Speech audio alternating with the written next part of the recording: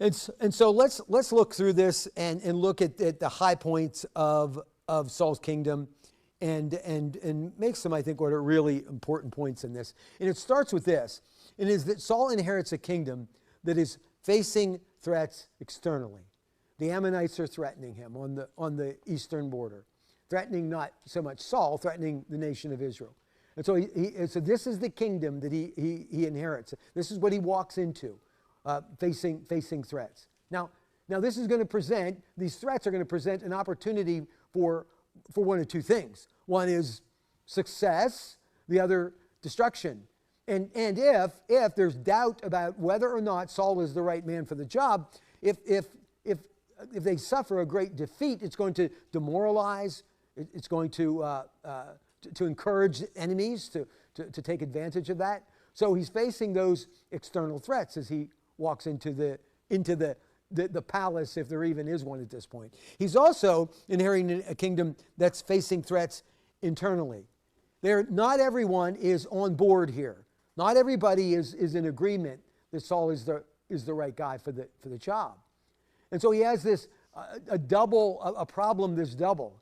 One of an external threat and one of an internal threat. Now, both of them have the potential to do great harm. Do you have any feelings or insight on that which is going to present or would present the greater threat? Internally? Why did you say that so quickly and confidently? Because internally, you are facing people that may think differently than you do, but you trust them. Okay. So they're more of a threat to you because they're closer to you. Uh-huh. What did Jesus say when he was accused of working for Satan? You remember the yeah, a house divided cannot stand. And who was Jesus quoting when he said that? Abraham Lincoln. Abraham Lincoln actually later on quoted Jesus. That was funny, huh? Yeah. So a house divided cannot stand. So really, I think we see that in our country today. I think the greater threat in our nation today is how divided we are as a people. That we see the world in way different ways today, and I think that's the graver danger to our nation than another country. In fact, I think other countries have come to realize that if you're patient, if you wait long enough, you're not going to have to invade because they're going to destroy themselves. Shirley? Yeah, that's right. Yeah, you did. We don't have to fight America. They'll die from within. Yeah, that's right. Yeah. So looking at the position they find themselves, that's the danger. Now let's jump ahead in the future to Israel. What becomes the greater threat to them historically? What happened in a very short time in the kingdoms of Israel? They divided. In fact, it even mentions Judah and Israel here, even though this is prior to the division, prior to Judah and Israel, but Judah, the southern kingdom, and Israel, the northern kingdom, would divide. And when they were divided, Israel would fall. And then Judah would follow not that long later. And so this is what he walks into as a country. Now, think about that today. In the context of our country or around the world, that's kind of where whoever's going to be president is going to walk into that almost identical situation. A country that's facing threats internally and a country that's facing threats externally. And that was the world that Saul walks into as king here. And so Israel is given an option here where with this opposing kingdom. Tell you what, we'll come in and we'll gouge your eye out and we'll let you live. And as Kathy said, that's appealing if the other option is death. And so what are they tempted to here? They're being tempted to compromise. And so when we see this, Israel's tempted to look for its salvation, and that's the description that's used here, that wording, salvation. They're tempting to look for their salvation in compromise. I can be saved if I get my eye gouged out. If I give in to the demands of the opposing king, then I can be saved. Now, is there is there like a context for that today in terms of living the Christian life? Is somebody offering compromise for your salvation or to offer you salvation? In what way is that kind of realized in our life as Christians?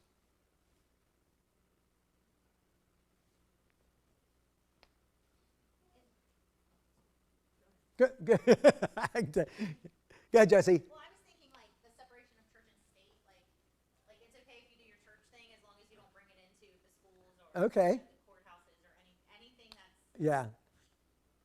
going to affect anybody else. It doesn't. Okay. So giving us an opportunity to, we'll let you exercise your faith as long as you keep it here in this place, in this box. That's a good suggestion.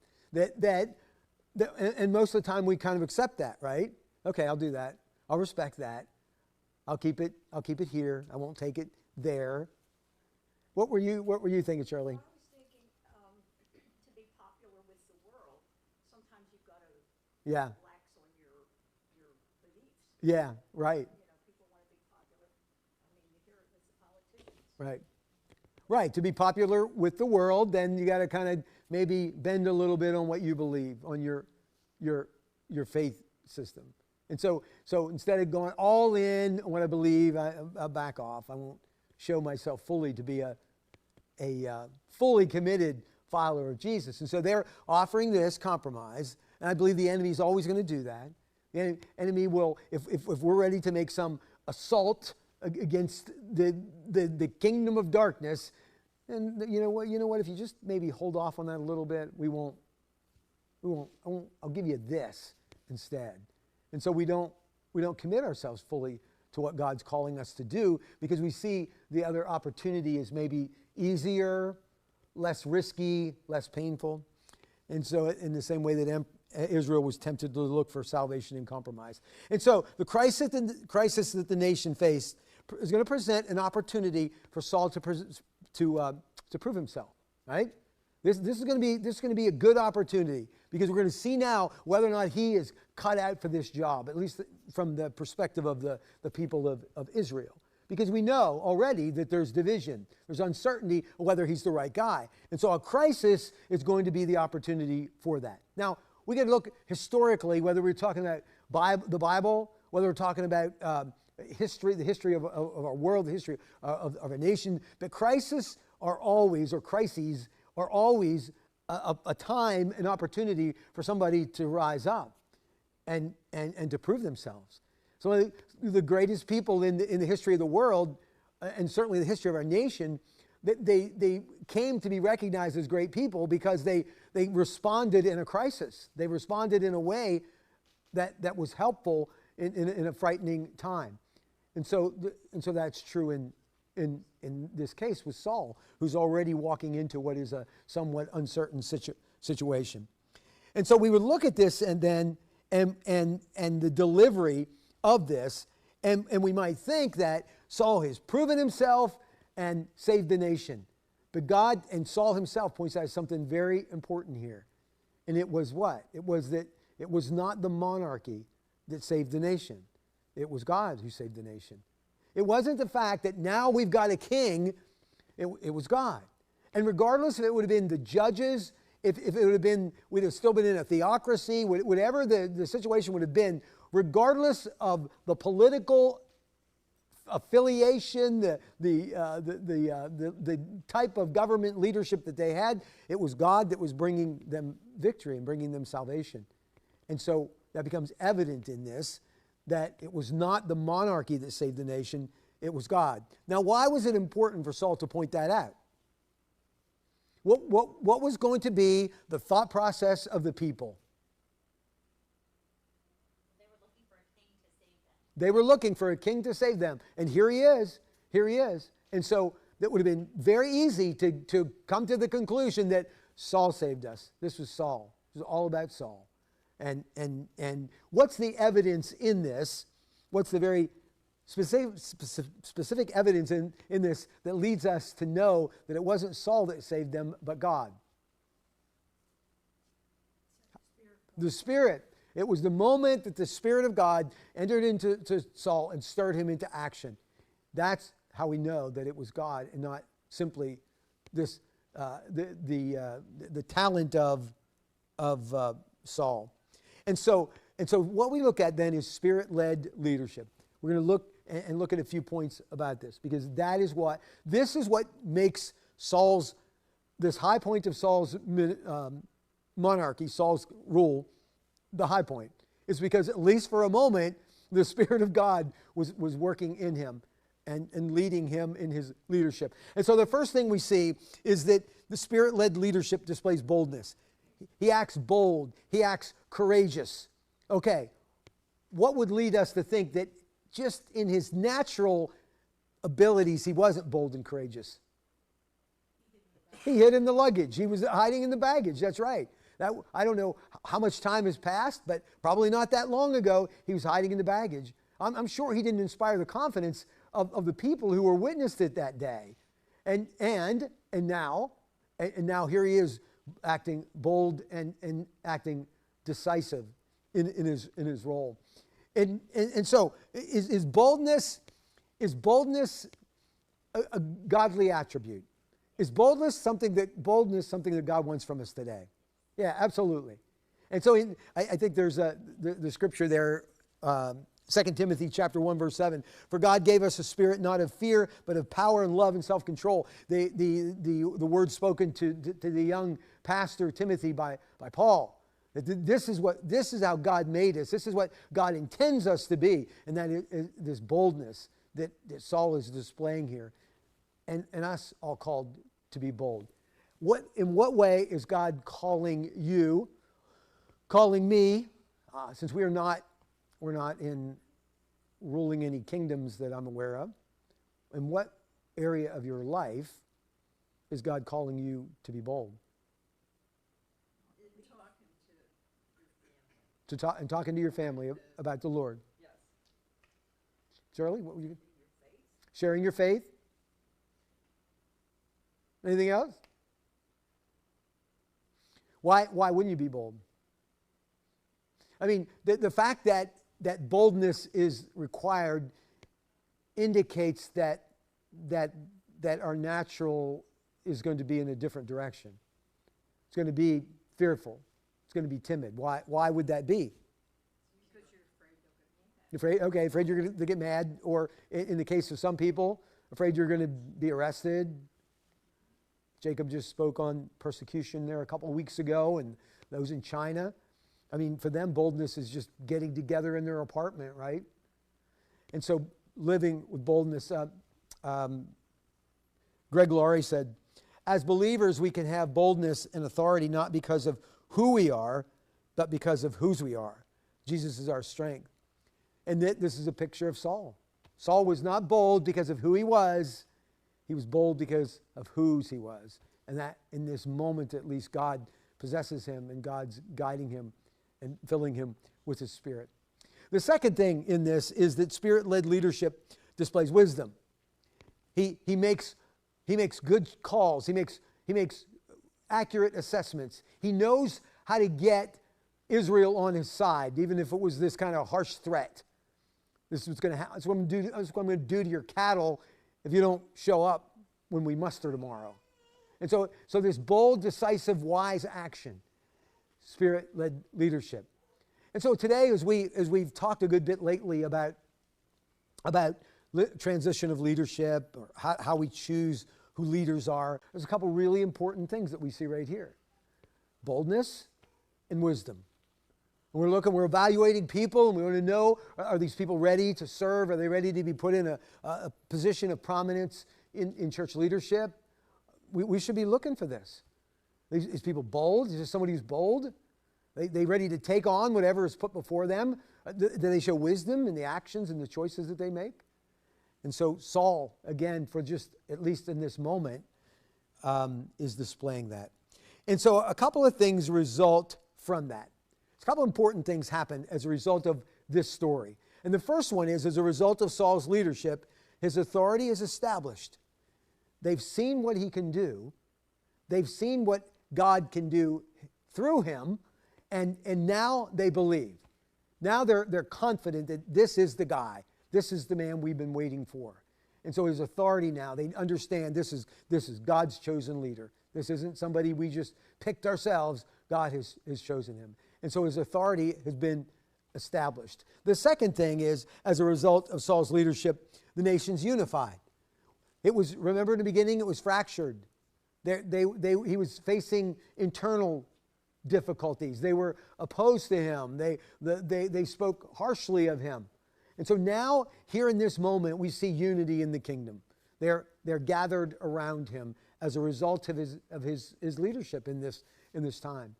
And so his authority established, and now there's unity in the kingdom. Now, what do you think it is? What produced unity in this time? What were the components that brought unity to the nation? I mean, look at the situation they find themselves in. Look at the components of that. What is it that in that unified them? Betty? Part of was fear. Fear. Fear. Oh, okay, they were in a fearful situation. Yep. When you're being attacked externally, that tends to unite you. I couldn't hear what you say, Kate. If you're being attacked externally, that tends to Yeah, that's right. That's sort of like that's sort of like when your little brother, when you torment him and beat on him all the time, and as soon as somebody else does that, my brother still tells of the time when we were on the school bus. He brings this story up about once every 6 months or so. But Sam was 5 years younger than me, and he was sitting towards the front of the bus, and I looked up there, and there was a kid that was a couple years older than Sam, but a couple years younger than me, and he was wailing on him. He was just pounding on him, and I jumped up, and I just, get away from me! I just screamed, and the kid quickly sat down, and Sam still thanks me for that day. But I can almost promise you this, as soon as we got home, I was tormenting Sam myself. Because that normally, we're like, we fight, we can fight among each other, but if somebody else comes in, we're going to gather together and we're going to stand against that. And that's certainly, when we have an external enemy that we agree on, then that brings unity. That brings unity to whoever it is that is facing that. What other things do we see in this that tend to unify the people?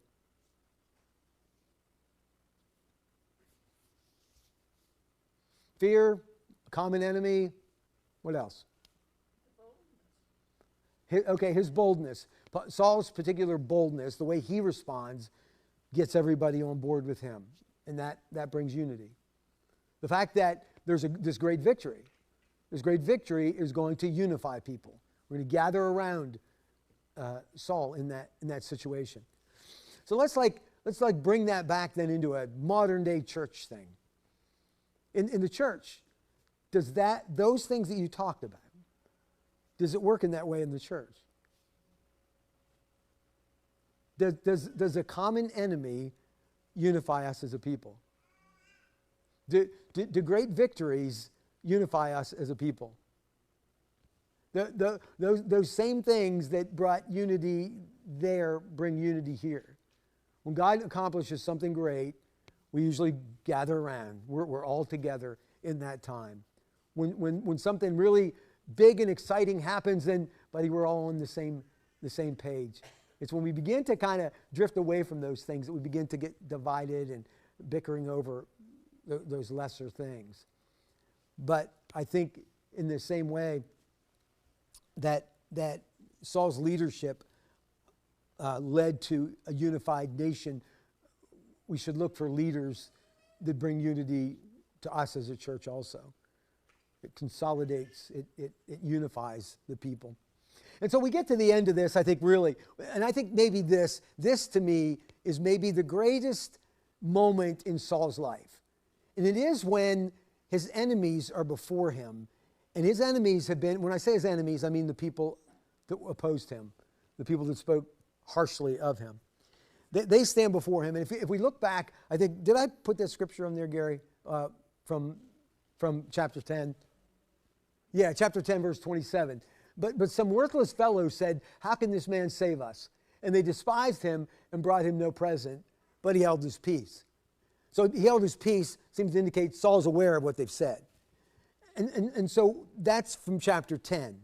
And that carries over into chapter 11. And so somebody points out that there were these guys in chapter 10 that were saying some pretty nasty things. Let's bring them out and kill them.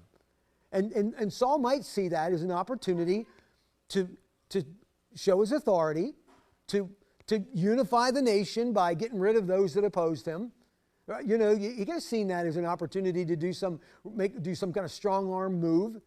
And yet what we see at the end of chapter 11 maybe isn't what we would expect, especially when we think of Saul, and when we generally think of Saul, we think of weakness. We don't think of the strength of a king. But at least in this moment, he demonstrates the ability to show grace and forgiveness.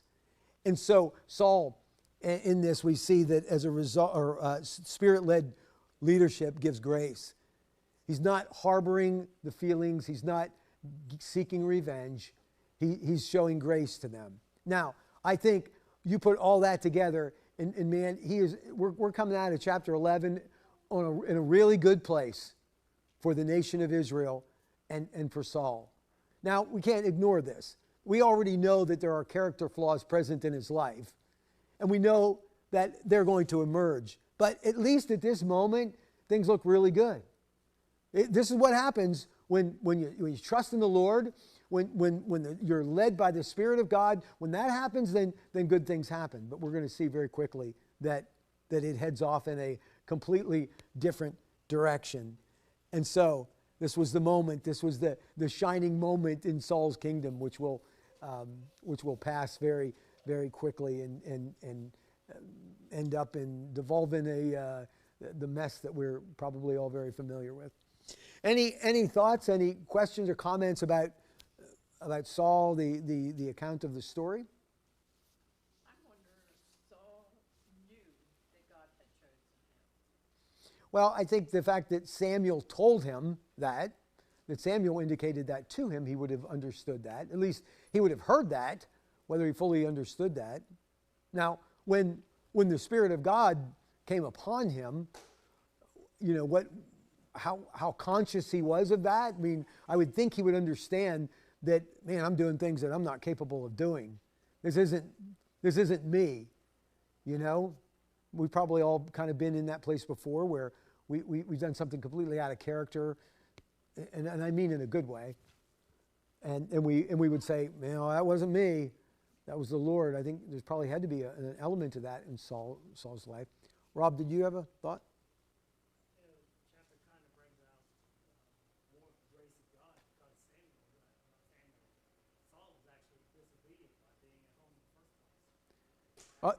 Yeah, so you see his working in the fields as disobedience. Yeah, back in chapter 10, Samuel told him to go down to Gilgal and wait for him. But he didn't. So where is he at this point? He's at home, Okay, I didn't really pick up on that. So you would look at him responding in disobedience, and yet God graciously. Yeah, okay. Actually, I thought it was kind of crazy. Most things I say are. When he came in behind The oxen. Mm-hmm. yeah, I thought he was still high. Mom said she thought when he came in behind the oxen, he was still hiding. He was hiding behind the oxen. But he did. He came in, and as soon as he heard what happened, he's responding in a. Kathy, I thought of Brant Hansen here, unoffendable. I thought of that. Brant Hansen says, who wrote Unoffendable, that he really sees no time where anger is ever a good thing. And you know, in this case, the Spirit of God comes on, and he's angry at what's happening. And I would say this, though, it isn't his anger that's bringing him to action. It's the Spirit of God that's bringing him to action. Shirley, what were you going to say? I was thinking a couple years ago when during COVID thing, and they told us not to go to church, and we didn't for a while. Mm-hmm. And after a while, we just said, no, this is what we need to do. Mm-hmm. And that showed boldness. Yeah. Just, there was no Yeah. reason why we couldn't meet. Yeah. Yeah, that was an uncertain. We were uncertain, and I'm glad we had a leadership that was bold and I believe wise in making decisions and moving forward. But yeah, We took precautions. yeah, right. But it was done in a wise way. Right. Yeah. Yeah, I like that the characterization there of him, of how he acts in that moment, where he is angry, but he's acting in a very precise way. He's not just flying off he musters the troops, organizes them, and whether he had something to do with the people who said, oh, well, we'll be out there tomorrow. We'll turn ourselves in tomorrow. I know the feeling probably Saul was a part of that kind of sly plan that they had.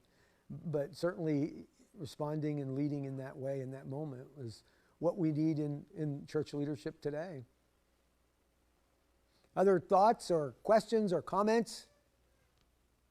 I just noticed that when we first met Saul, met him, his dad sent him out to look for those donkeys, and him and a servant went to 2 places, so they went to Orby and Rock Hill, and couldn't find them, so he was like, we should probably go back because my dad's worrying about me now. Yeah. We're going to go. Yeah. But then here, he's like you said, he's gathering up the troops, so Yeah. complete turnaround, Yeah. he's no longer worried Right. about that. Yeah. He's like, okay, I can do this, I can stand Yeah. and gather everybody up and we're Right. going to defeat. And why is that? Because the Spirit came Yeah, upon him. because the So Spirit, it's yeah. amazing to see Yeah, how, right. he was transformed Right. Yeah. in that. Yeah. Well, and you know what? That's available to all of us. Because we would similarly make cowardly decisions, and yet the Spirit of God is intended to bring boldness and courage.